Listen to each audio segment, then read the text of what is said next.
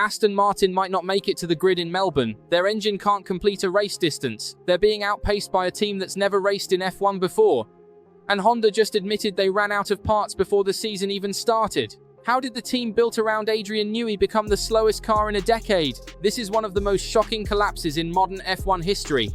If you had to pick the team with the most hype heading into preseason testing, Aston Martin would be it, no question.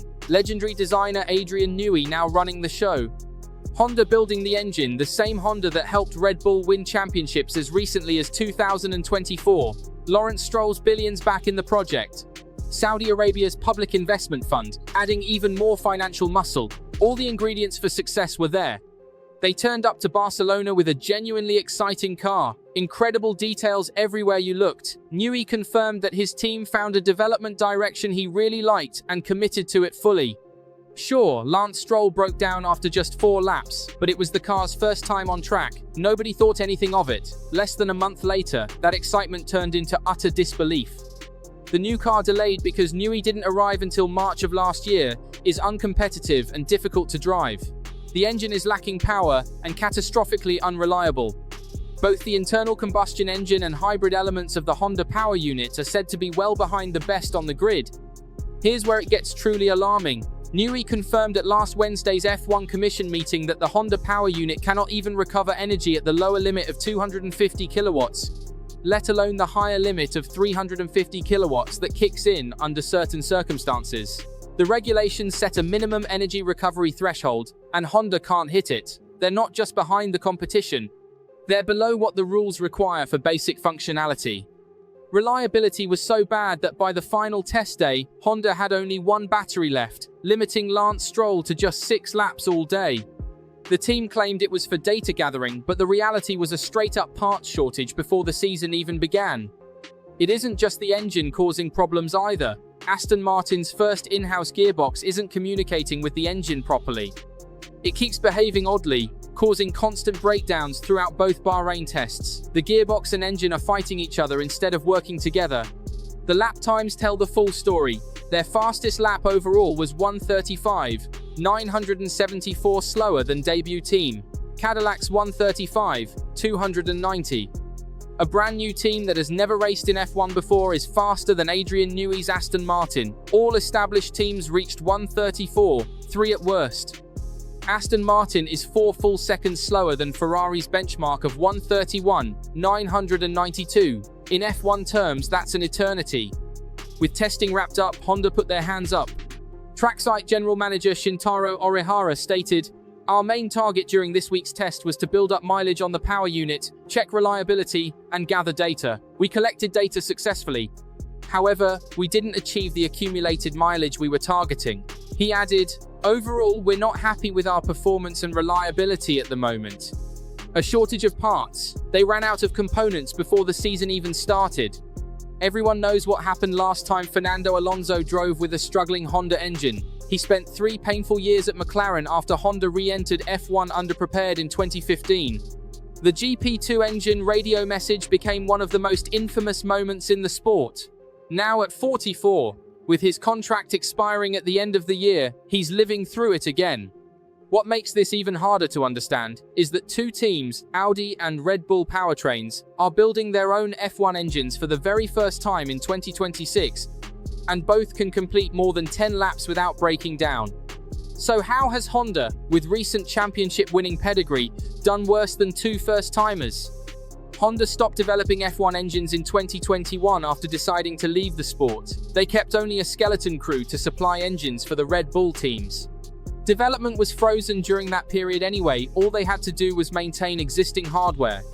In mid-2023, Honda reversed course and decided they wanted back in for the new 2026 regulations. But by then, the damage was done. The experienced engineers who built the championship-winning engine were mostly gone, moved to other projects, or let go entirely. The institutional knowledge had evaporated. While Honda was scrambling to rebuild their engine department from scratch in 2023, every other manufacturer was already 2 years deep into their development cycle. Red Bull powertrains started their 2026 project nearly 2 years before Honda restarted. Audi committed fully from early 2022. Honda didn't begin serious development until mid-2023, roughly 2 years behind everyone else. The Honda powering Aston Martin today is not the same Honda that helped Red Bull dominate. They're a completely different organization, less experienced staff, a less developed engine, and far less time to get it right. The 2026 regulations include a built-in catch-up mechanism called the Additional Development and Upgrade Opportunity System (ADU). The FIA measures engine performance across 3 windows: races 1 to 6, 7 to 12, and 13 to 18. If a manufacturer is between 2 and 4% off the best, they receive 1 extra in-season upgrade. If they're more than 4% behind, they get 2. Aston Martin was 4.34% off Ferrari's benchmark in Bahrain. They will qualify for maximum upgrades.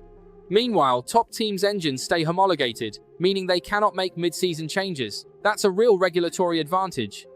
Honda has told Aston Martin they expect to resolve the major technical issues by the Chinese Grand Prix, with HRC, Sakura, Milton Keynes, and Japan all working on reliability fixes. Root causes are reportedly identified and recovery plans are said to be on track. On the chassis side, Newey reportedly believes the team can produce a chassis among the most competitive on the grid by race 11. But the important caveat is that the 2026 car was already deep into development when he arrived in March 2025. This isn't truly his car. The real Newey car comes in 2027. The 107% rule states that if your best qualifying lap exceeds 107% of the overall fastest time, you cannot start the race. In Bahrain, Aston Martin's best time was 104.34% of Ferrari's benchmark. There's a margin, but it's not comfortable. The problem is that no team was running at full qualifying pace in Bahrain. Ferrari, Mercedes, Red Bull, and McLaren were almost certainly sandbagging. Aston Martin, given their constant reliability failures, were very likely already at maximum effort. If rivals reveal their true pace in Melbourne qualifying, there is a genuine scenario where Aston Martin is not allowed to race. Fernando Alonso is 44 years old with 32 career wins and 2 world championships. He chose to stay at Aston Martin specifically because of Newey's arrival, believing this was his final shot at championship contention. The cruel irony, he left McLaren partly to escape Honda. He went to Renault, then Alpine, then Aston Martin. He signed a long-term deal believing in Newey's vision, and Honda followed him. If Aston Martin can't get competitive this season, his options are brutal. Stay for 2027 and hope Honda recovers, retire rather than spend his final F1 years at the back of the grid. Or try to find a competitive seat elsewhere at 45. None of those paths are good ones for a driver of his caliber. This was supposed to be Newey's triumphant new chapter.